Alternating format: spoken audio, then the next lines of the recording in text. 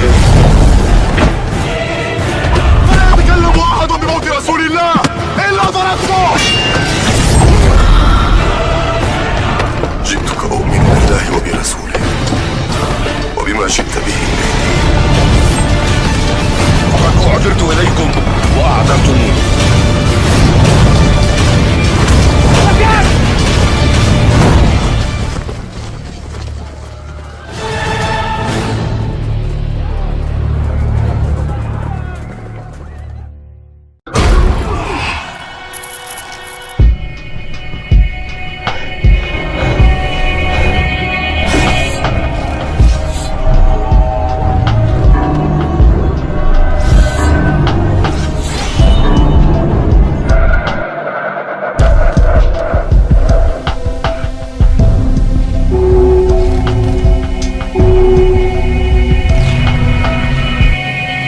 Memasukkannya ke dalam keranda mayat dan membawa kalian ke suatu tempat dan kalian sendiri tidak akan pernah tahu ada di mana.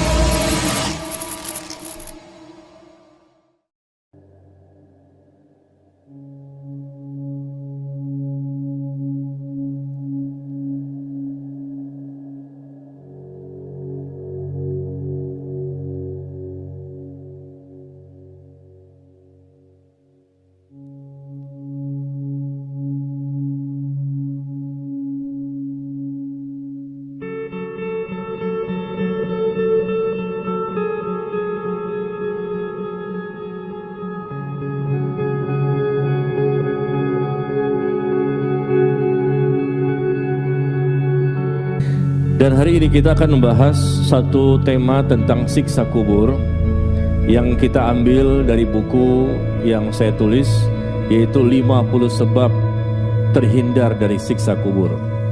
50 sebab seseorang itu dapat terhindar dari siksa kubur dengan izin Allah Tabaraka wa Ta'ala. Masalah siksa kubur ini adalah satu hal yang sudah pasti, tidak boleh kita ingkari, dan tidak boleh seorang muslim dan muslimah tidak meyakininya. Ini merupakan bagian dari bab akidah. Seluruh ulama ahlu sunnah wal jamaah sepakat bahwa kehidupan setelah kematian itu ada, yaitu kehidupan di alam kubur.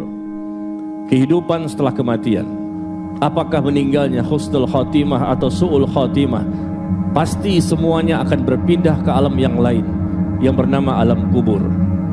Di alam kubur ada dua kondisi yang ada, yang akan dialami oleh manusia. Salah satunya, yang pertama adalah mereka mendapatkan siksa kubur. Yang kedua, bisa jadi mereka mendapatkan nikmat kubur.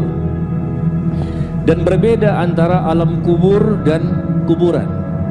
Kalau kuburan yang biasa kita lihat itu, yang kita bisa lihat dengan mata kepala kita, kuburan, yaitu disitulah kita meletakkan jasad jenazah seorang manusia yang sudah meninggal dunia. Itu kuburan.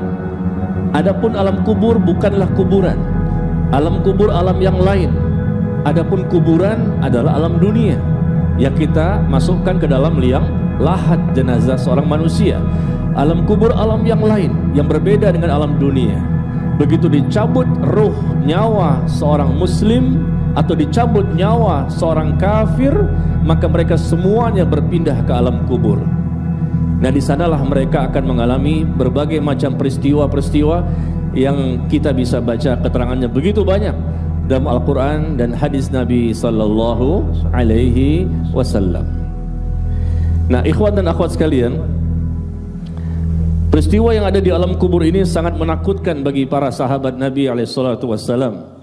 Sampai-sampai diriwayatkan bahwa Utsman bin Affan radhiyallahu anhu, apabila beliau berdiri di kuburan, apabila beliau, ini Utsman bin Affan ya, luar biasa, yang sudah dijamin bahwa dia akan masuk ke dalam surga.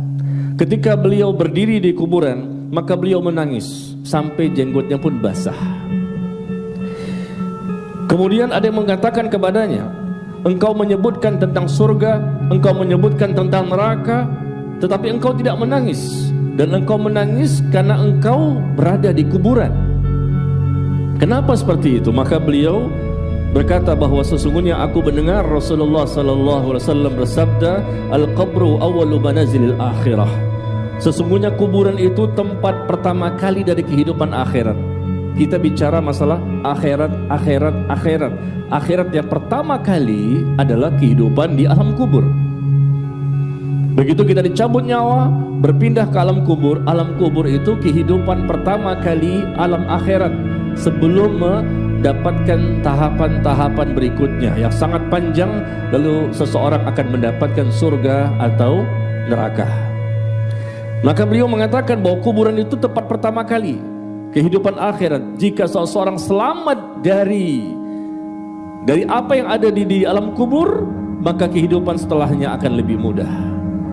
Kehidupannya yang setelahnya akan lebih mudah. Tetapi apabila seseorang tidak selamat ketika mereka sudah berada di alam kubur, maka kehidupan setelahnya akan lebih berat. Orang yang selamat di akhirat karena mereka selamat di alam kuburnya. Orang yang selamat di alam kuburnya karena mereka selamat ketika di akhir hidupnya dapat meninggal dalam kondisi husnul khatimah. Husnul khatimah itulah yang menentukan sehingga mereka setelah itu insya Allah mendapatkan nikmat kubur. Sekali lagi, seseorang yang selamat di akhirat adalah orang yang selamat di alam kuburnya.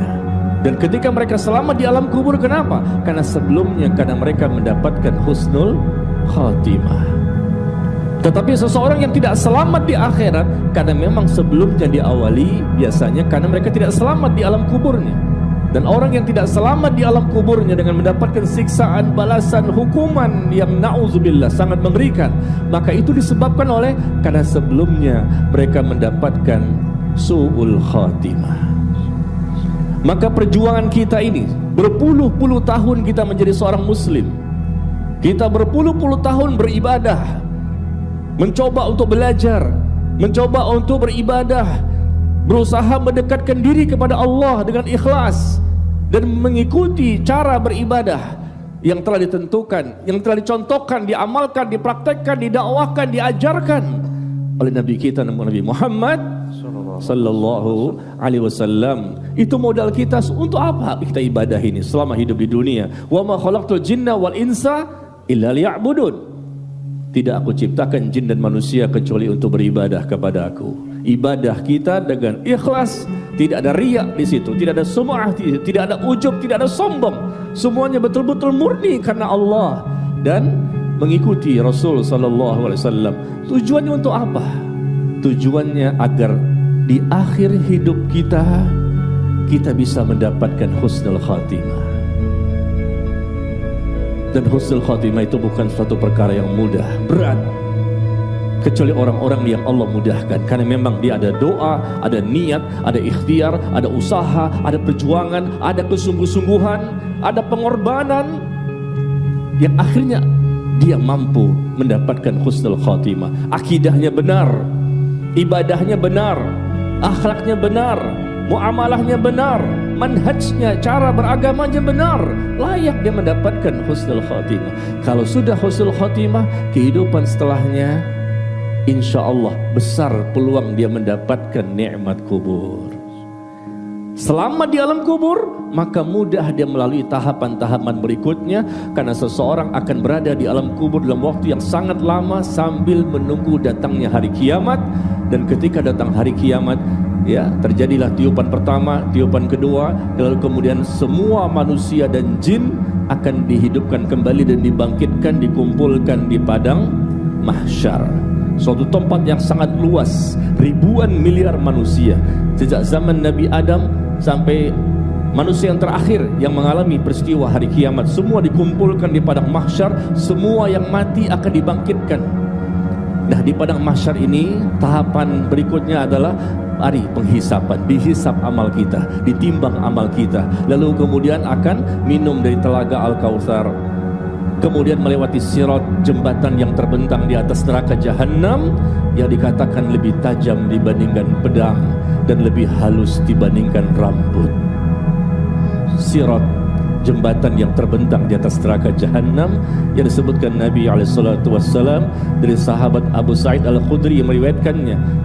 Sirat itu jembatan yang lebih tajam dibandingkan pedang dan lebih halus dibandingkan rambut. Setelah itu manusia akan melalui jembatan Qantarah, jembatan kedua. Nah setelah itulah baru mereka masuk ke dalam surga atau masuk ke dalam neraka. Yang kita fokuskan malam hari ini dalam waktu yang sangat singkat adalah kita ingin bahas tentang alam kubur, terutama yang berkaitan dengan siksa kubur. Nah, di sini ada 50 sebab agar kita bisa terhindar dari siksa kubur.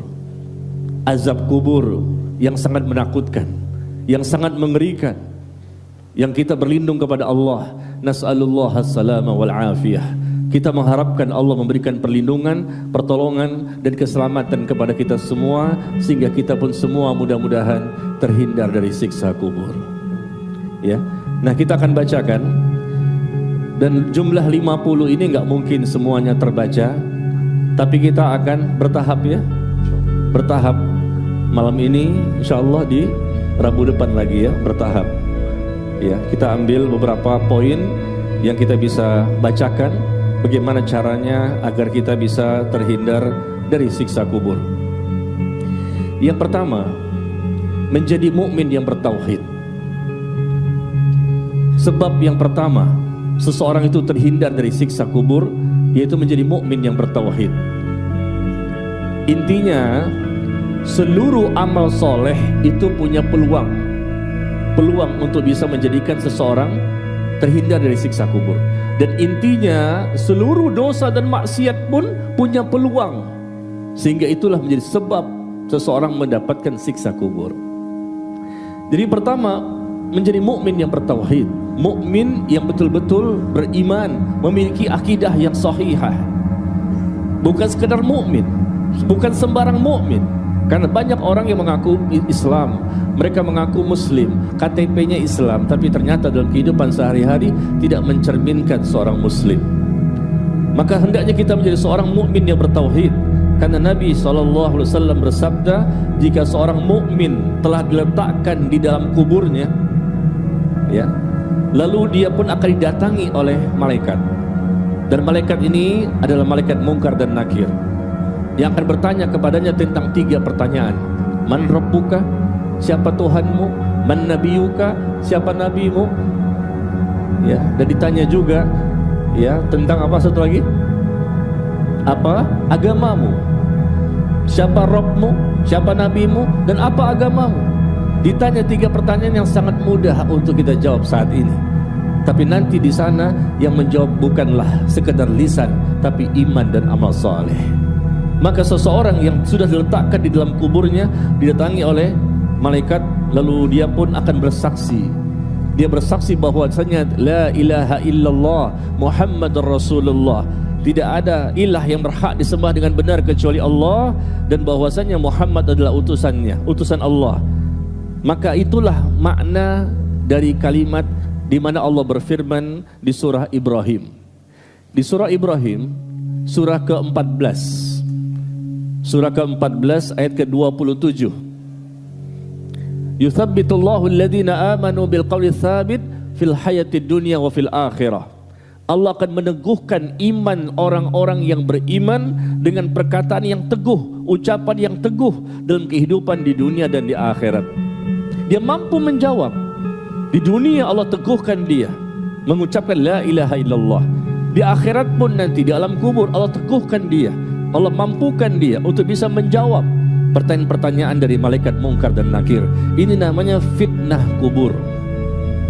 Semua kita akan mengalami, akan ditanya, yang muslim maupun yang kafir, muslim, munafik atau kafir. Ada 3 klasifikasi manusia di muka bumi ini, tidak ada yang keempat, hanya 3: mukmin, munafik, kafir. Semuanya akan diminta untuk menjawab. Orang-orang yang memang harus menjawab, ya, kecuali para nabi dan rasul, sudah jelas mereka orang-orang yang mulia. Dan bahkan sebagian ulama mengatakan mereka tidak akan ditanya tentang pertanyaan-pertanyaan seperti itu, karena mereka sudah jelas surganya. Tetapi kita, orang biasa, orang awam, orang yang banyak dosa, dan kita bukan para nabi dan rasul, maka akan ditanya. Demikian Nabi mengatakan seperti itu. Jadi menjadi mukmin yang bertauhid berarti kita harus paham bagaimana kita memiliki akidah yang benar, yang tidak pernah mempersekutukan Allah dalam beribadah selama di dunia. Tidak ada sedikit pun di hati kita atau di lisan kita atau dalam perbuatan kita adanya unsur kesyirikan. Karena syirik merupakan dosa besar yang paling besar, kemungkaran yang paling mungkar, kezaliman yang paling zalim, dan kesesatan yang paling sesat. Dosa besar yang paling besar yaitu dosa syirik. Kalau seandainya ada manusia yang mencampur adukkan antara iman dan kesyirikan, maka mereka tidak akan mendapatkan rasa aman. Allah berfirman di surah Al-An'am, di surah ke-6 ayat ke-82. Di surah ke-6 ayat 82 Allah mengatakan, alladzina amanu walam yalbithu imanahum bizulmin ulaika lahumul amnu wa hum muhtadun. Orang-orang yang beriman, orang-orang yang bertauhid, akidahnya benar, dan mereka tidak mencampur adukkan antara iman dan kesyirikan. Tidak, betul-betul murni akidah mereka. Tidak pernah menyembah kepada selain Allah, tidak pernah berdoa kepada selain Allah, tidak pernah meminta kepada selain Allah, tidak pernah bermunajat kepada selain Allah. Semua dosa syirik yang bisa lahir dari hati, lisan, dan perbuatan. Ada 3 jenis perbuatan dosa syirik yang bisa terjadi pada manusia. Apakah kesyirikan yang timbul dari hatinya, kesyirikan yang timbul dari lisannya, atau kesyirikan yang timbul dari anggota badannya. Na'udzubillah. Orang-orang yang betul-betul beriman dan tidak mencampurkan antara iman dan kesyirikan, kata Allah, mereka itulah yang akan mendapatkan rasa aman, dan mereka itu orang yang akan mendapatkan hidayah. Mendapatkan rasa aman, kata para ulama, mereka mendapatkan salah satunya rasa aman nanti di alam kubur. Subhanallah, banyak sekali ayatnya. Apalagi di dunia, kalau mereka bahkan mempersekutukan Allah, maka mereka mendapatkan azab. Allah berfirman di surah Asy-Syu'ara, surah ke-26, surah ke-26 ayat 213. Fala tad'u ma'allahi ilahan akhar fatakuna minal mu'adzabin. Dan janganlah kamu menyeru, menyembah, meminta kepada selain Allah, yang mana nantinya Allah akan menurunkan azab kepadamu. Dimanapun di muka bumi ada kaum yang mereka melakukan dosa syirik, maka mereka akan mendapatkan azab. Cepat atau lambat Allah akan turunkan siksaan, hukuman kepada mereka. Karena ada 3 dosa, kata Nabi, ada 3 dosa yang akan Allah segerakan hukumannya, balasannya di dunia. Dosa-dosa yang lain bisa jadi Allah balas di dunia, atau bisa jadi Allah balas nanti di alam kubur dan di alam akhirat berikutnya. Tapi ada 3 dosa, kata Nabi, yang akan disegerakan balasannya, hukumannya bagi pelakunya di dunia. Tidak menunggu sampai mati. Di dunia dia akan mendapatkan balasan selama mereka tidak bertaubat. Pertama, dosa zalim, al-baghyu, zalim. Yang kedua, uququl walidain, durhaka kepada kedua orang tua. Yang ketiga, memutuskan tali silaturahim. Siapapun mereka dari kaum muslimin ini yang ternyata mereka pertama berbuat zalim, yang kedua durhaka kepada kedua orang tua, yang ketiga memutuskan tali silaturahim, maka lihat, cepat atau lambat, bisa jadi pada waktu itu juga, atau besoknya, lusa, minggu depan, bulan depan, tahun depan, nanti ada balasan yang Allah berikan kepadanya. Di dunia, wallahi, Rasul tidak pernah berdusta. Dan banyak sekali kita lihat di masyarakat orang yang sudah mendapatkan langsung balasan dari Allah ketika mereka zalim, durhaka sama orang tua, dan memutuskan tali silaturahim. Dan perbuatan zalim yang akan Allah balas langsung di muka bumi ini terbagi 4. Pertama, zalim kepada Allah. Perbuatan zalim kepada Allah, Allah langsung balas. Ayatnya tadi dalilnya, salah satunya itu, inna syirka la zulmun azim.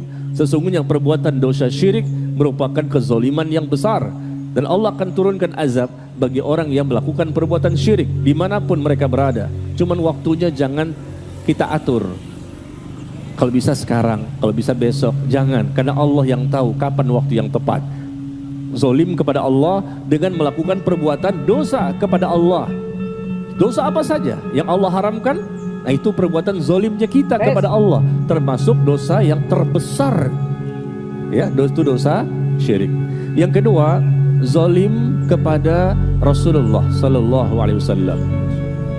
Perbuatan zolim kepada Rasul Sallallahu Alaihi Wasallam yaitu tidak mau mengikuti sunnahnya, tidak mau mengikuti ajarannya, tidak mau mengikuti apa yang telah beliau sampaikan, contohkan, yang beliau ajarkan, beliau dakwahkan, tidak mau. Itu perbuatan zolimnya seseorang kepada Rasul Sallallahu Alaihi Wasallam. Mereka lebih suka dengan yang bid'ah daripada yang jelas-jelas disyariatkan, menambah-nambah sesuatu yang tidak ada tuntunannya. Maka Allah yang menyatakan, falyahdharil ladzina yukhalifuna an amri an tusibahum fitnah aw yusibahum adzabun alim. Hendaknya orang-orang yang mereka itu menyelisihi Rasulullah dalam beragama ini enggak sesuai dengan Rasul, mencari cara-cara yang lain yang Rasul tidak pernah ajarkan, enggak ada dalilnya, keterangannya, contohnya. Hendaknya orang-orang itu merasa takut ketika mereka menyelisihi Rasulullah. Kenapa? Karena Allah akan timpakan kepada mereka musibah dan azab yang pedih. Azab yang pedih di dunia maupun di alam kubur maupun nanti di akhirat, di neraka. Allah menyebutkan demikian di surah An-Nur, di surah ke-24 ayat ke-63. Ya, surah ke-24 ayat ke-63. Hendaknya orang-orang yang mereka menyelisihi Rasulullah sebagai contoh tauladan kita yang terbaik, hendaknya kita mengikuti beliau, kita cukupkan pada beliau dan para sahabatnya sebagai manusia terbaik di muka bumi.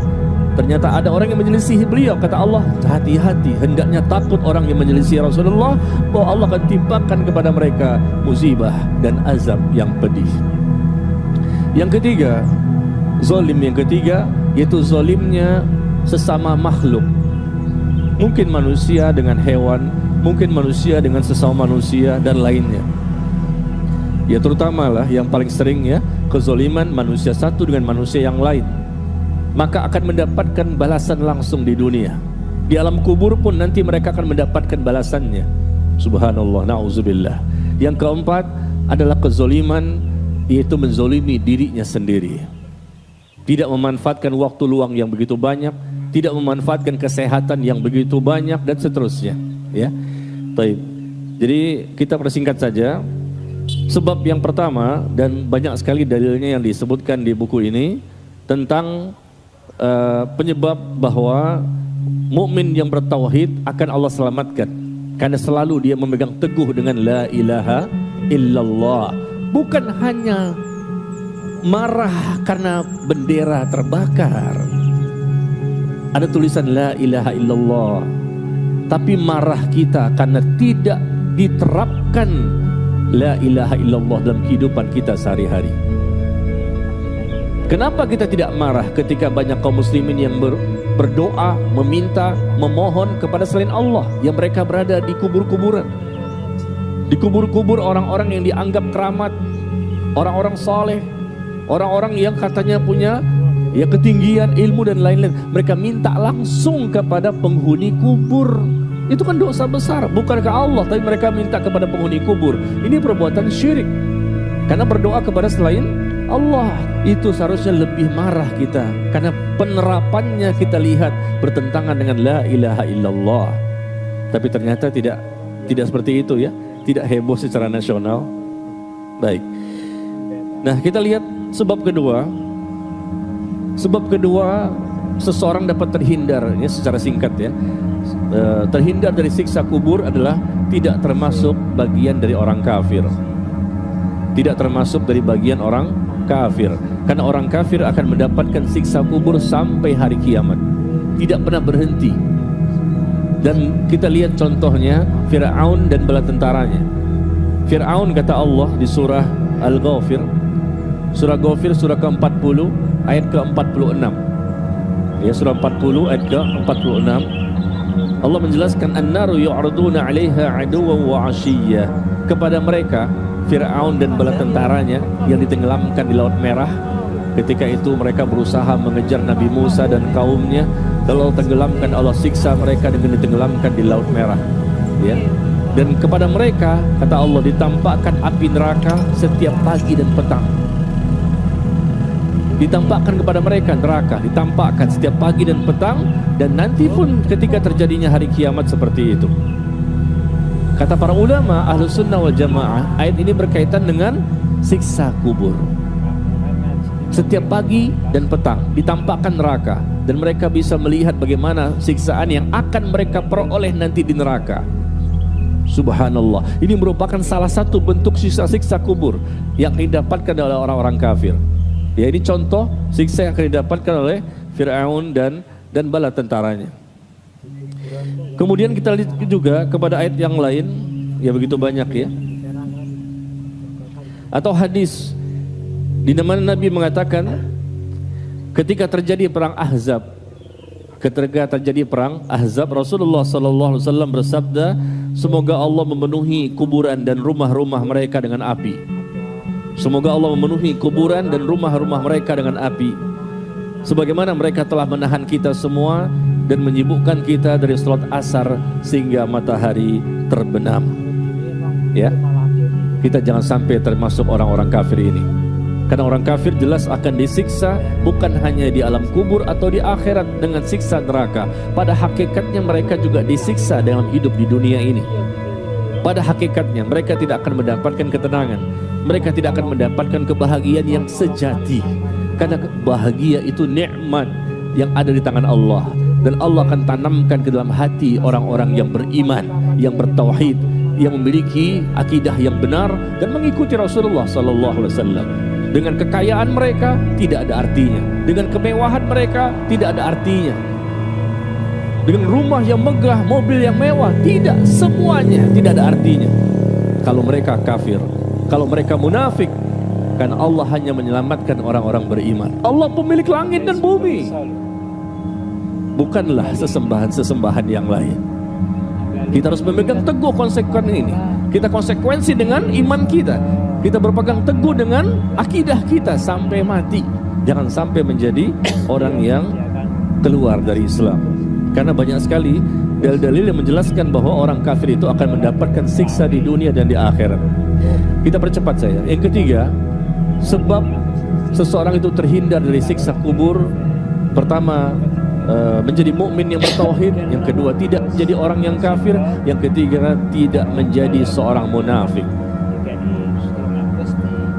Tidak menjadi orang yang munafik. Siapa itu orang munafik yang akan mendapatkan siksa kubur?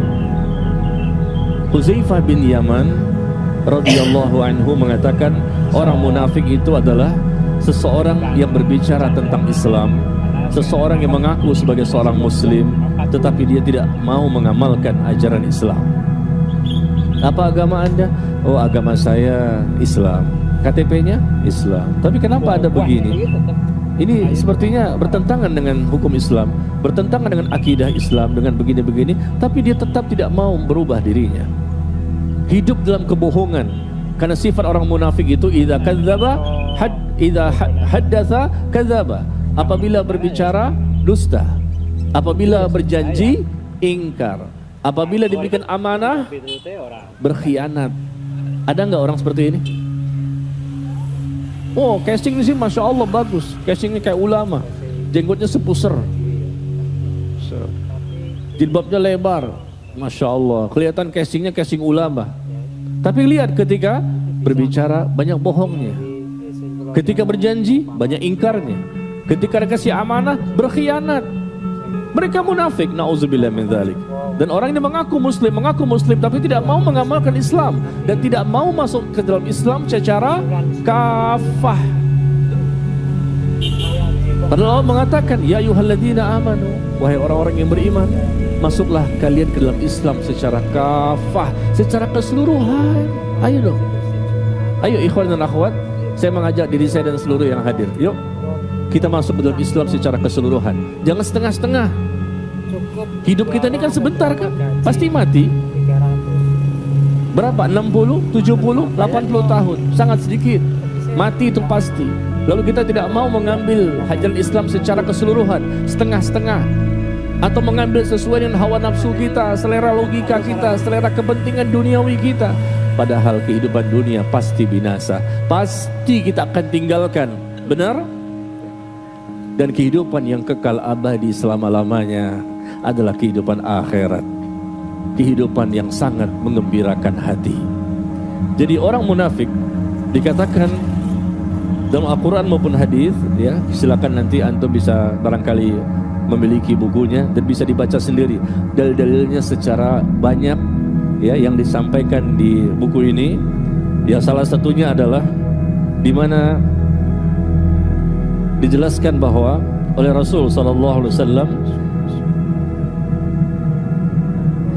dan adapun orang kafir dan orang munafik, kata Nabi, maka kedua malaikat akan bertanya kepadanya, apa jawabanmu tentang orang ini? Apa jawabanmu tentang Rasulullah sallallahu alaihi wasallam? Maka dia mengatakan, la adri, aku tidak tahu. Ketika ditanya, ya, masuk ke alam kubur, ditanya oleh malaikat Munkar dan Nakir, kamu gimana? Kenal gak dengan orang ini? Tidak tahu. Dia tidak tahu siapa itu Rasulullah. Meskipun pernah ketemu dengan Rasul ketika di dunia, dulu masih hidup, tapi nanti di sana yang menjawab ialah iman dan amal soleh, bukan mata kepala. Apalagi orang yang tidak pernah bertemu dengan mata kepala. Maka dia mengatakan, aku tidak tahu. Aku mengatakan apa yang dikatakan oleh orang-orang. Maka kedua malaikat mengatakan, tidak, engkau sebenarnya tahu dan engkau tidak mau mengikuti. Tahu sebetulnya, tapi tidak mau mengikuti. Dia kafir maupun munafik. Kemudian dia pun dipukul dengan palu besar. Dipukul dengan palu besar dari besi dengan satu kali pukulan di antara kedua telinga, di tengah-tengah di sini. Dipukul dengan satu kali pukulan tepat di ubun-ubunnya, dan dia pun langsung menjerit dengan jeritan yang sangat keras yang dapat didengar oleh makhluk di sekitarnya kecuali dua golongan, yaitu jin dan manusia, tidak bisa mendengar jeritan, lolongan, teriakan dari penghuni kubur tersebut. Karena ketika ditanya tentang Rasulullah, dia tidak tahu. Ini akibat dari kemunafikan. Lalu yang keempat, sebab yang keempat dapat terhindar dari siksa kubur adalah membaca surah Al-Muluk. Membaca surah Al-Muluk. Tentunya membaca sekaligus kita berusaha memahami, mentadaburi dan mengamalkan isi surat itu dalam kehidupan kita sehari-hari. Bahkan ini akan mewarisi cahaya iman di dalam hati, mendapatkan pahala yang besar serta selamat dari azab kubur. Ya, ini juga banyak informasinya yang kita dapatkan dalam hadis. Ya, Rasul menjelaskan tentang ada seseorang yang didatangi di dalam kuburnya. Siapa yang mendatanginya? Malaikat. Lalu dihampirilah orang itu dari arah kedua kaki. Dihampiri dari arah dua kaki. Lalu kakinya berkata, tidak ada jalan bagimu untuk menyiksanya dari arahku, karena dia selalu membaca surah Al-Muluk untukku. Lihat bagaimana pertolongan dengan sebab membaca surah Al-Muluk yang memang dia pahami, ya. Kemudian dia pun datangi dari arah dadanya atau perutnya. Maka dada atau perutnya berkata, tidak ada jalan bagimu dari arahku, karena dia selalu membaca surah Al-Muluk untukku. Kemudian dia pun datangi dari arah kepalanya. Maka kepalanya berkata, kata Nabi, ya, tidak ada jalan bagimu dari arahku, karena dia selalu membaca surah Al-Muluk untukku. Maka ia adalah penghalang. Surah Al-Muluk adalah penghalang yang akan menghalangi seseorang dari azab kubur. Ia di dalam Taurat disebut surah Al-Muluk. Di surah, ya, Al-Muluk ini ternyata bukan hanya dalam Al-Quran, bahkan disebutkan juga dalam kitab Taurat, kata Rasulullah sallallahu alaihi wasallam. Masya Allah. Siapa saja yang membacanya di malam hari, siapa saja membaca surah Al-Muluk di malam hari, maka berarti ia telah berbuat banyak dan ia telah berbuat baik. Lihat kalimatnya, bahwa ternyata surah Al-Muluk dikatakan dapat menghalangi seseorang dari siksa kubur. Dan bahkan Nabi mengatakan, barang siapa membaca Tabarakalladzi biyadihil muluk pada setiap malam, maka Allah pun akan menghalanginya dengannya dari azab kubur. Sering-sering kita membaca surah Al-Muluk. Sudah hafal belum? Berapa ayat? 30 ayat. Tabarakalladzi biyadihil mulk wa huwa ala kulli syai'in qadir. Alladzi khalaqal mauta wal hayata liyabluwakum ayyukum ahsanu amala wa huwal azizul ghafur. Insyaallah mudah. Kita ulang lagi, lama-lama kita hafal. Bahkan kita baca surah ini hanya 30 ayat. Bahkan Nabi SAW menjelaskan bahwa surah Al-Mulk ini nanti akan memberikan syafaat kepada seseorang sehingga dia terhindar dari siksa api neraka. Bahkan dia pun dengan sebab surah Al-Mulk akan diampuni dosa-dosanya. Bahkan Jabir bin Abdullah radhiyallahu anhu berkata, anna Nabiya sallallahu alaihi wasallam kana la yanamu hatta yaqra alif lam mim tanzil wa tabarakalladzi biyadihil mulk. Jabir bin Abdullah radhiyallahu anhu berkata bahwasanya Nabi tidak pernah tidur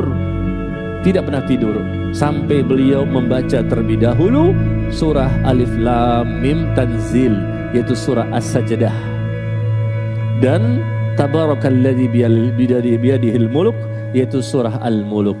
Nabi sudah jelas surganya, Nabi sudah jelas mendapatkan nikmat kuburnya, tapi beliau secara konsisten setiap malam tidak tidur, kata Jabir bin Abdullah, kecuali setelah beliau membaca surah As-Sajdah dan surah Al-Mulk. Surah As-Sajdah 30 ayat, surah Al-Mulk juga 30 ayat. Masya Allah, begitu panjang ya. Baca Al-Ikhlas, Al-Falaq, An-Nas, ayat kursi, baca lagi Al-Mulk, baca lagi As-Sajdah, doa-doa sebelum tidur. Subhanallah, begitu banyak pembentengan yang Rasul lakukan untuk dirinya. Bagaimana untuk tidur saja seperti itu ya, banyak sekali amalannya. Bagaimana kalau bukan tidur? Kalau kita gimana? Bismikallahumma amut wa ahya. Itu pun kalau ingat. Bismikallahumma amut wa ahya. Habis itu tidur. Subhanallah. Rasul berwuduk dulu, miring ke sebelah kanan. Masya Allah, luar biasa ya. Banyak sekali amal yang Rasul lakukan. Doa-doanya banyak. Mau tidur, bangun dari tidur, dalam kehidupan sehari-hari berdoa terus, berzikir terus. Wajar ya, pantas Allah itu mencintai beliau, karena beliau selalu mendekatkan hati dan jiwanya serta raganya kepada Allah Subhanahu wa ta'ala. Ya, kalau kita ingin mendapatkan cintanya Allah, ya kita harus datangi Allah. Kita pun harus mencintai Allah. Taib. Ini yang keempat tadi ya.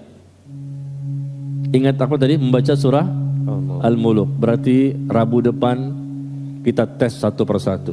Masya Allah. Hafalannya. Masya Allah. Siap? Siap untuk tidak hadir. Siap. Pas Rabu depan kok nggak ada, mana jamaahnya? Bukan karena tidak hafal, bukan. Saya tidak suuzon. Antum mana yakin kalau Rabu depan sudah hafal, cuman nggak mau hadir, kenapa? Kalau hadir takut ketahuan sudah hafal. Masya Allah. Itu sebetulnya. Tawadhu Ustaz. Bukan tidak hafal, anak nggak mau hadir, kenapa? Kalau anak hadir ketahuan kalau anak sudah hafal surah Al-Mulk, ya, Masya Allah, ketawaduan tingkat tinggi. Yang kelima, sebab seseorang itu dapat terhindar dari siksa kubur adalah membersihkan diri dari air kencing. Selalu dia berusaha membersihkan dirinya dari air kencing ketika dia buang air kecil. Karena Al-Hafidh Ibnu Hajar Al-Asqalani rahimahullah berkata, air kencing memiliki kedudukan khusus dalam menimbulkan siksa kubur, yaitu dengan tidak membersihkan diri darinya. Lihat apa kata Nabi, aktsaru azabil qabr minal baul. Kebanyakan siksa kubur itu disebabkan oleh air kencing. Dosa itu banyak. Kebanyakan dosa manusia di muka bumi ini, di dunia ya, bukan di alam kubur. Di dunia, kebanyakan dosa manusia akibat dari lisannya. Lisan. Aktsaru khotoya bani Adam fi lisani. Kebanyakan dosa manusia berada pada lisannya. Tapi kebanyakan siksa kubur nanti di alam kubur disebabkan oleh masalah air kencing. Kenapa? Ya karena mereka tidak bersih ketika kencingnya, asal-asalan, kencing sembarangan, tidak dibasuh. Atau mungkin dibasuh tapi kencing tersebut bisa jadi terkena kepada badan atau pakaian sehingga najis di mana-mana. Ketika sholat pun tidak sah. Kebanyakan, kalau kita lihat ini kan masalah kecil ya, masalah yang ini juga bisa pahamlah semuanya. Tapi kita lihat realitanya, banyak kaum muslimin yang tidak mau tahu masalah ini. Mereka asal pakai tisu saja, ya, tidak dibersihkan dengan bersih yang sebenar-benarnya, masih ada air kencing tersebut di kemaluannya, atau mungkin terkena kepada percikan yang ada di pakaian maupun di tubuh yang lain. Kata Nabi, kebanyakan siksa kubur itu disebabkan oleh air kencing. Maka berhati-hatilah. Saya bingung luar biasa ketika 2 minggu yang lalu saya berziarah kubur, mendatangi kuburan ibu saya karena baru meninggal 2 bulan yang lalu. Maka 2 minggu yang lalu saya datang kembali untuk ziarah kubur. Yang saya anehnya apa di situ? Saya lagi di depan kuburan, melihat tidak jauh dari tempat saya ada orang yang kencing di kuburan, dan dia tidak basuh. Saya mengetahui bagaimana hadisnya. Bukan kita cerita mungkin di jalanan, mungkin supir bus, mungkin supir taksi atau apa ya, kadang-kadang kan kadang-kadang ada di antara mereka ya, mohon maaf, yang kencing sembarangan, atau mungkin di toilet tapi nggak bersih. Tapi ini di kuburan langsung, masya Allah, saya kaget. Wah, ini baru ini. Ini baru ini, al-ajabul ajib, aneh bin ajaib. Siksa kubur disebabkan air kencing, dan dia kencing di kuburan. Wah, ini baru, belum pernah seumur hidup saya menyaksikan peristiwa yang langka, yang masuk jenis off record. Bayangkan, siksa kubur karena air kencing. Kebanyakan manusia, mau kafir maupun muslim, kebanyakan karena masalah air kencing. Tapi ini kencing justru di kuburan. Astagfirullah. Nah, ini karena apa? Karena kebodohan. Dan saya tahu dia muslim, dan dia bekerja di kuburan tersebut sebagai tukang paculnya, ya. Dia karena mungkin capek, dia mau kencing jauh-jauh, kencing juga di situ di kuburan. Astagfirullahaladzim. Lihat ini, karena ketidaktahuan, karena kebodohan, atau menggampangkan atau meremehkan, sehingga meskipun bisa jadi dia membersihkan dengan airnya ke kemaluannya, tapi mungkin tidak bersih, sehingga akan diazab. Kenapa? Kalau tidak bersih berarti najis. Nah, najis ini mengakibatkan sholatnya tidak diterima. Itu pun kalau sholat, tidak diterima juga kalau sholatnya. Kenapa? Ada najis yang tidak dia bersihkan. Na'udzubillah min dzalik. Dan Nabi pernah melewati suatu kebun dari beberapa kebun di Mekah atau Madinah. Lalu beliau mendengar, kalau kita mendengar ya repot. Beliau mendengar suara 2 orang yang sedang diazab di alam kubur, dalam kubur mereka. 2 orang yang sedang diazab dalam kubur mereka. Lalu beliau bersabda, sesungguhnya keduanya sedang disiksa. Ini 2 kuburan. Ya, Rasul mendengar ada siksaan yang dialami oleh 2 penghuni kuburan tersebut. Sesungguhnya mereka disiksa, ya, bukanlah karena perkara yang besar dalam pandangan mereka berdua. Yang pertama diazab lantaran tidak bersih dari buang air kecil. Yang lainnya karena namimah, suka mengadu domba. Maka namimah termasuk yang keempat. Yang kelima ya. Tadi keberapa tuh? 5, berarti ke-6. Namimah berarti yang ke-6. Mengadu domba, suka mengadu domba di antara manusia. Kata Nabi, mereka berdua disiksa. Yang pertama karena buang air kecil, masalah itu. Yang kedua masalah namimah, suka mengadu domba manusia sehingga mereka bertengkar, mereka berperang, mereka bercerai dan seterusnya. Kemudian beliau menyuruh mengambil pelepah korma yang masih basah.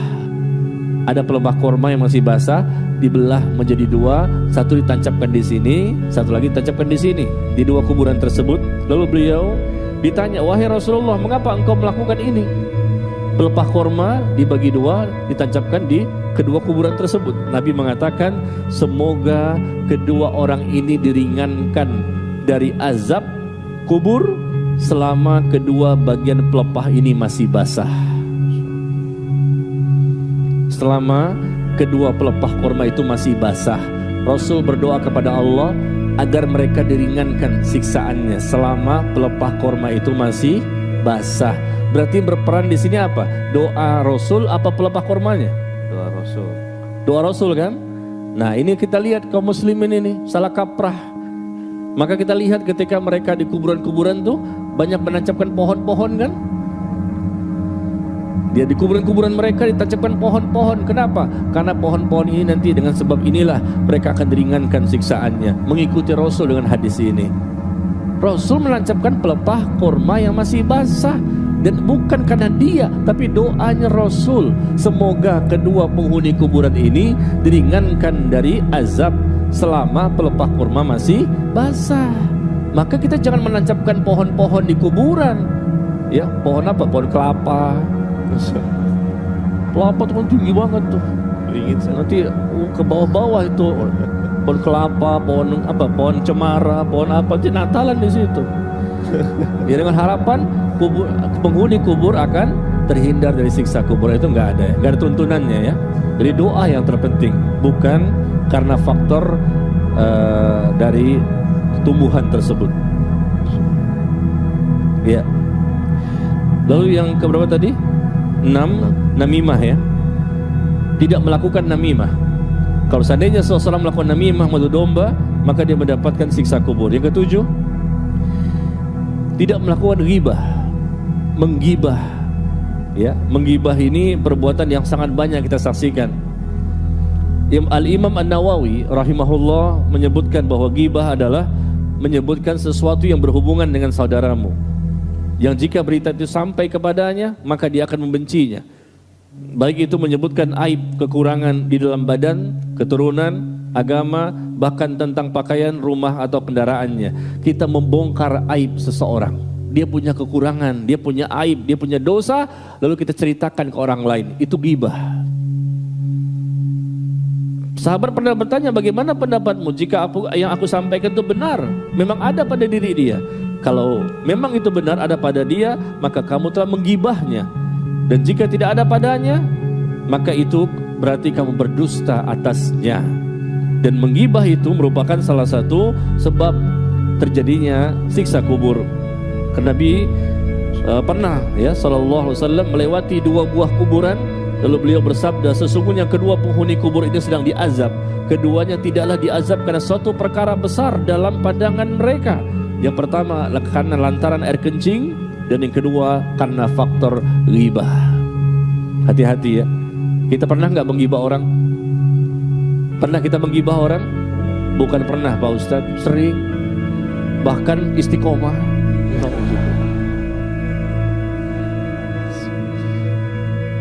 Astagfirullahaladzim. Mudah kita, kayaknya lezat gitu ya, menyebutkan kesalahan saudara kita. Tahu nggak dia tuh? Tahu nggak dia? Kenapa? Tahu nggak dia tuh begini-gini? Wah, diungkap semuanya, dicari-cari aib-aib kesalahan, dibongkar-bongkar, dibunuh karakternya. Astagfirullah. Diungkapkan dia di mass media, Facebook, nah, Instagram, WhatsApp, Telegram. Ustaz kau tahu? Melihat juga. Banyak sekali di situ membongkar aib. Kita tahu kita semua punya aib. Siapa yang di sini? Coba angkat tangan yang steril dari dosa. Anak kasih hadiah. Anda tahu karena nggak ada, makanya berani. Nggak mungkin kan? Nggak ada yang steril kita dari dosa. Semuanya pasti kita pernah berdosa. Seperti ghibah ini, gampang kan? Ringan. Tahu nggak? Oh dia tuh begitu. Kita, oh iya. Orang tidak tahu, hanya kita yang tahu tentang dosanya dia. Kita ungkapkan, semua jadi tahu. Gara-gara kita yang membongkarnya. Awalnya nggak ada yang tahu, hanya kita sendiri. Tapi kemudian kita ceritakan kepada orang banyak, sampai di sosial media, akhirnya semua orang tahu siapa dia. Kita jatuhkan dia agar tidak terpilih sebagai calon. Calon apa tuh? Calon apa tuh? Nggak sebutkan calon apa nih. Ada pemilu kan bentar lagi. Itu ghibah itu. Dan ghibah itu akan menjadi sebab orang itu akan mendapatkan siksa kubur. Coba ketika kita ingin menggibah orang, ingat siksa kubur. Ghibah, siksa kubur. Ghibah, siksa kubur. Lama-lama kita tidak akan berani. Kelihatan sepele. Wah, dia kalau sholat, Masya Allah, sampai ketiduran. Saking khusyuknya tuh, sampai ketiduran. Al-Baqarah, Ali Imran, An-Nisa, Al-Maidah, dan tidur. Ya, maka sholatnya gak sah. Kenapa? Setelah itu tidur. Ya. Tapi lihat gibahnya, lezat sekali memakan daging ya saudaranya sendiri. Nauzubillah min dzalik. Kemudian yang ke-8, penyebab seseorang terhindar dari siksa kubur adalah tidak menyakiti orang lain dengan lisannya. Tidak menyakiti orang lain dengan lisannya. Ya, beda dengan ghibah dan namimah. Nih namimah tadi mengadu domba. Ya, yang dengan ghibah kita membongkar aib, menjelaskan tentang kekurangannya, ya, tentang bagaimana segala macam cacatnya dan segala macam ya. Adapun yang ke-8 ini tidak menyakiti orang dengan lisannya. Ya barangkali kita mencelanya, berkata keji, mengejek, menduduh tanpa bukti dengan perkataan bohong dan lain-lain. Karena adanya hadis di mana Nabi SAW bersabda, salah seorang dari keduanya yang ada di kuburan ini, kan Nabi sedang melewati kuburan, salah satu dari keduanya tidak bersuci dari kencing, sedang yang lain menyakiti orang lain dengan lisannya. Ini ada yang menarik. Ada seorang laki-laki suatu hari bertanya, Abu Hurairah radhiyallahu anhu, beliau berkata, ada seorang laki-laki bertanya, wahai Rasulullah, sesungguhnya ada seorang wanita. Seorang wanita ini disebutkan karena banyaknya sholat sunnah yang dia lakukan. Sedekah dan puasa sunnahnya juga luar biasa. Sholat, puasa, sedekah. Puasa, sholat, sedekah. Banyak yang dilakukan. Akan tetapi dia suka menyakiti tetangganya. Tetangganya suka disakiti. Yang wajib dia kerjakan, yang sunnah dia kerjakan, terutama apa tadi? Sholat sunnah, bangun malam, sholat duha, sholat ini, puasa sunnah Senin Kemis, atau mungkin puasa Nabi Daud, atau dia bersedekah dengan sedekah yang sering kali dia keluarkan, tapi dia suka menyakiti tetangganya. Dengan apa? Dengan lisannya, menyakiti tetangga dengan lisan. Maka beliau menjawab bahwa hiya finnar, dia berada di neraka. Dia berada di neraka.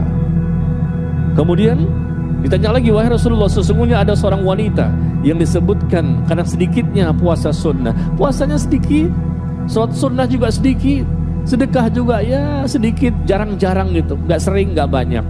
Tapi dia tidak suka menyakiti tetangganya dengan lisannya. Maka Rasul mengatakan, hiya fil jannah, dia berada di surga. Subhanallah ya. Menyakiti tetangga kita dengan lisan kita dapat menjadikan sebab orang itu akan masuk ke dalam neraka. Meskipun sholat sunnahnya banyak, puasanya sunnahnya banyak, sedekahnya juga banyak, na'udzubillah. Maka berhati-hatilah kita menyakiti orang lain. Kita cela dia, kita ejek dia, ya, kita hancurkan kehormatannya, kita tuduh mereka tanpa bukti. Tanpa bukti, saksi nggak ada, data nggak ada, fakta nggak ada, tapi tahu nggak, dia tuh begitu. Nauzubillah min dzalik. Ya, untuk mendapatkan dunia, berebut-rebut, rela untuk menyembelih sesama muslim. Hanya untuk mendapatkan dunia, pada dunia pasti binasa dan hancur semuanya. Tapi orang berebut-rebut untuk mendapatkan uang, jabatan, kehormatan, kekuasaan. Nauzubillah min dzalik. Pada dunia semua pasti akan ditinggalkan. Kemudian yang ke-9, sedikit lagi ya. Meninggal pada malam Jumat atau di hari Jumat. Meninggal pada malam Jumat atau di hari Jumat. Maka orang itu akan terhindar dari fitnah kubur atau siksa kubur. Abdullah bin Amr radhiyallahu anhu, dia berkata bahwa Rasulullah sallallahu alaihi wasallam bersabda, "Ma min muslimin yamutu yaumal jumu'ah aw lailatal jumu'ah illa waqahu Allahu fitnatal qabr." Tidaklah seorang muslim ya, yang wafat pada hari Jumat atau di malam Jumat melainkan Allah akan menjaganya dari fitnah kubur. Syekh Al-Mubarakfuri rahimahullah berkata, maksudnya Allah akan menjaganya dari fitnah kubur, yaitu pertanyaan dan azab kubur. Menjaganya dari pertanyaan, akhirnya dia mampu menjawab, dan dia akan dijaga dari azab kubur. Meninggal di apa? Malam Jumat dan hari Jumat. Tapi tentunya bukan orang sembarangan. Tentunya memang sebelumnya dia orang yang taat kepada Allah. Sebelumnya dia orang yang sudah soleh dan soleha. Sebelumnya dia orang yang bertobat. Sebelumnya dia orang yang sudah berhijrah. Sebelumnya dia orang yang mengikuti Rasulullah dan ikhlas dalam beribadah. Pas meninggal di hari Jumat atau di malam Jumat, maka kata Nabi, dia akan terhindar dari fitnah kubur. Gak bisa kita sandarkan kepada semua orang ya. Ada tuh pembegal ditembak oleh polisi di hari Jumat. Dia habis membegal orang, maka polisi menembaknya, mati dia. Itu matinya apa tuh? Husnul khotimah apa su'ul khotimah? Iya. Ini bukan termasuk ya. Jadi mungkin banyak kita saksikan manusia yang muslim ya, tapi mereka matinya karena maksiat. Lagi berzina di hari Jumat. Berzina, mati dia. Wah, terhindar dari siksa kubur. Dia matinya karena zina. Bagaimana kita katakan dia terhindar dari siksa kubur? Pasti dia akan mendapatkan balasan dari Allah. Apalagi melakukan perbuatan dosa di hari Jumat. Jumat itu hari yang terbaik, Sayyidul Ayyam, pemimpin dari seluruh hari, hari yang paling Allah muliakan di antara seluruh hari yang ada. Maka kalau ada orang yang beribadah di hari Jumat, bisa jadi Allah lipat gandakan pahala, bisa jadi. Bahkan Rasul pun menyuruh kita untuk memperbanyak selawat di hari Jumat. Bahkan doa pun ada doa yang mustajab untuk kita baca di hari Jumat. Nabi Adam diciptakan di hari Jumat. Nanti hari kiamat pun terjadi di hari Jumat, antara asar dan maghrib. Rasul menyebutkan demikian, hari kiamat itu akan terjadi di hari Jumat, antara asar sampai terbenamnya matahari. Subhanallah ya, banyak sekali keutamaannya. Baik. Kemudian yang ke-10, ini semua ada 50 nih. Kita baru sampai nomor 10 udah jam 9. Kalau kita selesaikan 50, mungkin sampai subuh. Siap? Sampai subuh? Taib, Anda pulang duluan. Mana bisa sampai subuh, Anda pulang dulu dong. Taib, yang ke-10 ya. Membaca, mempelajari dan mengamalkan Al-Quran. Membaca, mempelajari dan mengamalkan Al-Quran. Ada hadis dari Nabi SAW ya. Anda baca cepat ya dan ringkas, karena nggak mungkin dibaca semua dengan siapa riwayatnya ya, kitabnya apa ya, nanti bisa makan waktu banyak. Maka nanti antum bisa baca sendirilah kalau punya bukunya. Nabi SAW bersabda, yu'tar rajul fi qabrihi. Seseorang nanti akan didatangi dalam kuburnya. Didatangi oleh siapa? Malaikat. Maka ketika didatangi dari arah kepalanya, bacaan Al-Quran dapat mencegahnya. Maksudnya mencegah dari malaikat yang akan memberikan hukuman. Bacaan Al-Quran akan mencegahnya, gak jadi dia disiksa kubur. Tetapi dalam hadis yang lain dijelaskan, ketika ya Rasul bertanya kepada dua malaikat, malaikat Jibril dan malaikat Mikail, tentang orang yang diazab di alam kubur.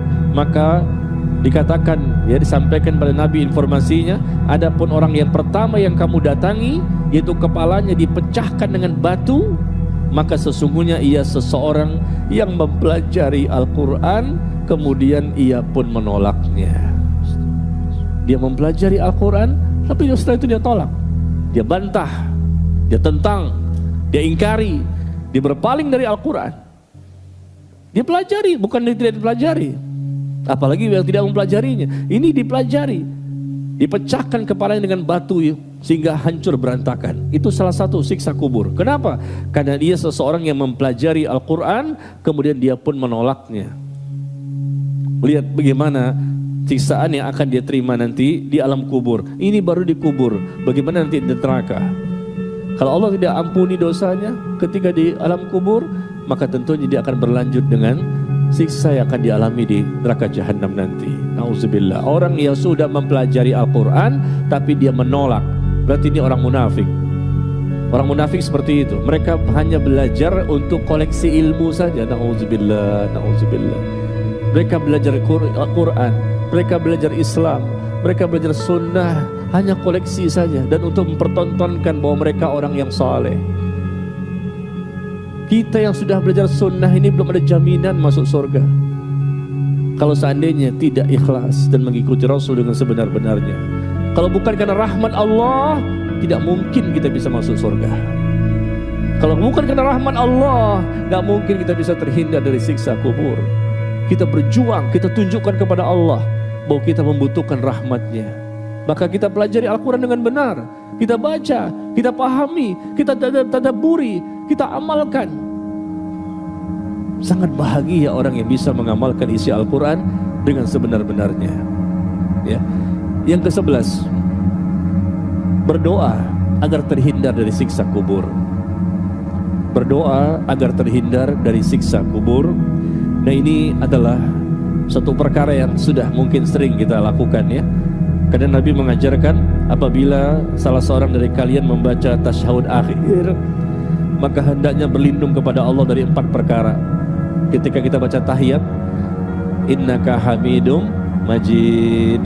Nah, sebelum salam hendaknya kita baca Allahumma inni a'udzubika min adzabi jahannam wa min adzabil qubur wa min fitnatil mahya wal mamat wa min fitnatil masihid dajjal. Ada 4 doa perlindungan yang Rasul ajarkan, Rasul baca, sahabat baca, apalagi kita. Ya Allah, aku berlindung kepadamu dari siksa neraka jahanam. Aku berlindung kepadamu ya Allah dari siksa kubur. Aku berlindung kepadamu ya Allah dari fitnah hidup dan mati. Dan aku berlindung kepadamu ya Allah dari fitnah al-masih ad-dajjal. Ada 4 perlindungan. Kita mohon kepada Allah, berlindung kepada Allah dari siksa kubur. Dan Rasul mengajarkan baca ini sebelum salam.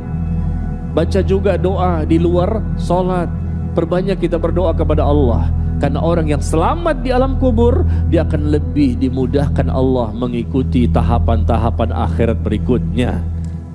Tetapi orang yang tidak selamat di alam kubur, maka dia akan lebih berat menghadapi tahapan-tahapan akhirat berikutnya.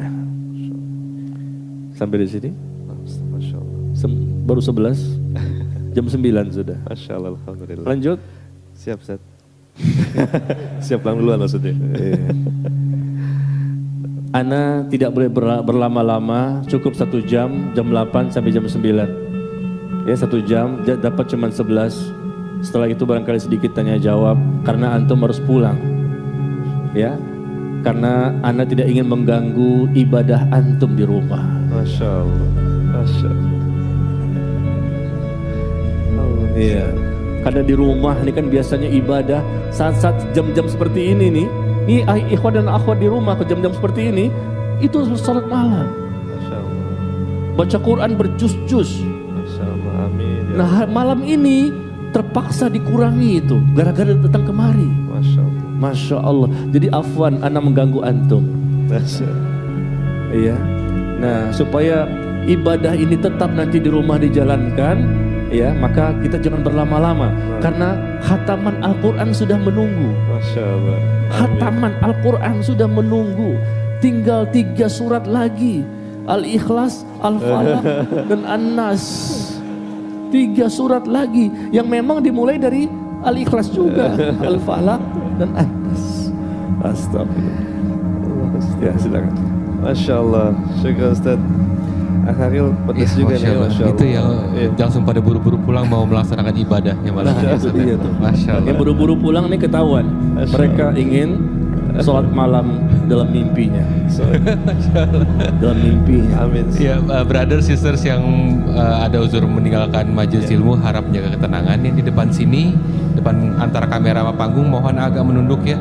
Bersabar untuk pegal-pegal sedikit biar gak menghalangi kamera live stream. Dan usahakan menjaga ketenangan supaya gak mengganggu yang lain karena majelis masih berjalan. Baik. Kita ambil pertanyaan ya. Silakan. Sisters dulu. Silakan. Sister Said siap? Ya. Sisters siap? Atau kita ke brothers dulu? Kalau Brothers dulu. Brothers dulu yang udah siap mic-nya. Brothers. Oke. yang kacamata ini tadi. Masya Allah. Tolong dipasing. Umpan lambung belakang. Sister siap-siap ya. Dan diharapkan pertanyaan sesuai dengan tema yang kita bahas ya, mudah-mudahan Iya. insya Allah. Sebutkan nama dan domisili ya. Assalamualaikum Ustaz. Waalaikumsalam. Assalamualaikum warahmatullahi Ya, Silakan. saya ingin bertanya. Boleh tahu namanya Mas? Ya, nama saya Muhammad Faris Tamara Asmarakusuma Silakan. dari Kemayoran. Silakan, Mas Faisal. Masya Allah, silakan. Tadi sebelumnya dibahas juga tentang 3 hal ya Ustaz. Yang pertama kan mukmin yang bertauhid. Terus Ustaz menjelaskan tentang 3 hal. Yang pertama adalah zalim, durhaka, dan memutus tali silaturahim ya. Iya. Saya tertarik bertanya terkait memutus silaturahim. Kadang kita di dunia ini hidup melakukan kesalahan ya Ustaz ya. Terus kepada orang lain, ya orang itu memutus tali silaturahim dengan kita, orang lain bukan kita. Apakah kita termasuk ke dalam orang yang melakukan dosa tersebut Ustaz? Ya. Dan bagaimana sikap kita ya terhadap orang yang mencoba memutus tali silaturahim itu? Dan itu yang pertama. Terus kalau memutus tali silaturahim dengan mantan itu gimana ya Ustaz? Iya, salah. Mantan. Iya. Mantan bos gitu ya, Kan mantan kita bos. mau hijrah gitu, mantan ya seseorang lah. Masya Ya, Allah. gitu. Mantan apa? Mantan perempuan Pak. Mantan perempuan laki-laki sekarang berarti dia gitu. Gimana maksudnya? Mantan Dia perempuan. mantan kekasih lah ibaratnya. Baik, Kita baik. mau fokus gitu ya. Masya Allah. Sekarang jadi istri gitu. Insya Allah. Oh enggak. masih ada harapan Ada kayaknya. lagi ya. Kita mau Baik. cari yang lebih baik Insya Allah. Oh gitu Masya ya. Allah. Syukran, Kalau Masya begitu Allah. aja, Ustaz. Ya. Luar Assalamualaikum biasa. warahmatullahi wabarakatuh. Waalaikumsalam warahmatullahi wabarakatuh. Makasih Mas. Iya. Kamera aman ya? Kesokot nggak? Enggak kan? Oke, siap. Tapi namanya disebut. Silakan Ustaz. Yang pertama tentang memutus silaturahim. Iya. Tadi disebutkan bahwa ada 3 dosa yang Allah akan segerakan balasan hukumannya bagi pelakunya di dunia, yaitu pertama zalim, yang kedua durhaka sama orang tua, yang ketiga memutuskan tali silaturahim. Memutuskan tali silaturahim termasuk perbuatan dosa besar dan Allah murka, ya. Bahkan dikatakan la yadkhulul jannah qati', tidak akan masuk surga orang yang memutuskan tali silaturahim. Tali silaturahim dulu kita bahas. Silaturahim itu artinya menyambung hubungan kekerabatan. Orang-orang yang punya ikatan darah dengan kita karena hubungan nasab atau karena pernikahan. Ya, kita dengan bapak, ibu, kakak, adik, paman, tante, ponakan, sepupu, ya, atau orang yang memang ada hubungan dengan kita karena faktor pernikahan. Intinya apa? Kerabat terdekat. Itu namanya silaturahim. Jangan kita putuskan, karena mereka orang-orang terdekat dengan kita. Kita memutuskan hubungan dengan orang lain yang jauh, yang gak ada hubungan apa-apa dengan kita, tapi dia saudara sesama muslim, itu saja tidak boleh. Apalagi memutuskan kepada orang-orang terdekat dengan hubungannya dengan kita. Jadi kata Nabi SAW, bukanlah yang namanya menyambung tali silaturahim itu sekedar ya hubungan yang sudah baik sebelumnya, tapi menyambung tali silaturahim adalah ketika ada seseorang yang memutuskan hubungan denganmu lalu engkau sambung tetap diucapkan assalamualaikum, tetap kita bicara, tidak kita diam-diaman gitu ya. Nah, kalau memutuskan tali silaturahim berarti orang itu tidak mau bertutur kata, tidak mau berbicara, nggak teguran gitu loh. Putus hubungan sampai di sini, kita ketemu di akhirat. Masya Allah. Ya. Dan tidak mau ketika assalamualaikum dia diam aja. Dan tidak mau dia untuk berkata-kata, padahal saudara sendiri. Nah, ini namanya memutuskan tali silaturahim. Ya, akibatnya apa? Kita akan mendapatkan na'udzubillah laknat Allah. Ancaman-ancamannya banyak dalam Al-Quran maupun hadis. Allah melaknat orang yang memutuskan tali silaturahim. Laknat ini dosa besar. Sekali lagi, kalau orang itu memutuskan tali silaturahim dengan kita, maka kita tetap menyambungnya. Tapi dia nggak mau tegur saya, nggak mau mengucapkan salam saya. Saya ucap assalamualaikum, dia diam aja. Saya datangi, dia kabur. Ya, nah masalahnya itu masalah dia dengan Allah. Itu dosa dia dengan Allah. Yang penting kita sudah berusaha untuk tetap menyambung tetap kita mendatangi rumahnya, atau mungkin kita berkata dengan telepon, atau mungkin kita SMS. Kalau memang kita ada salah, kita minta maaf. Nah, itulah namanya menyambung tali silaturahim. Tapi kalau dia tidak mau, bahkan memutuskan total, ya padahal kita ada hubungan kerabat, hubungan ikatan darah dengan dia misalnya, sangat dekat, apalagi kakak dan adik misalnya ya, nauzubillah, atau mungkin anak dan orang tua, ya diputuskan begitu saja, maka dia akan menanggung akibatnya. Jadi tetap kita sambung, masalah dia tidak suka sama kita, tidak mau menyambung hubungan sama kita, maka dia yang berdosa. Demikian ya caranya. Ya, jadi kalau ada yang memutuskan tali silaturahim, kita tetap sambung dan ini pahala buat kita. Masalah dia tidak mau menyambung, itu urusan dia sama Allah. Dan memutuskan, sekali lagi, tali silaturahim ini merupakan dosa besar yang Allah akan langsung berikan balasannya di dunia. Tapi yang aneh tadi memutuskan apa?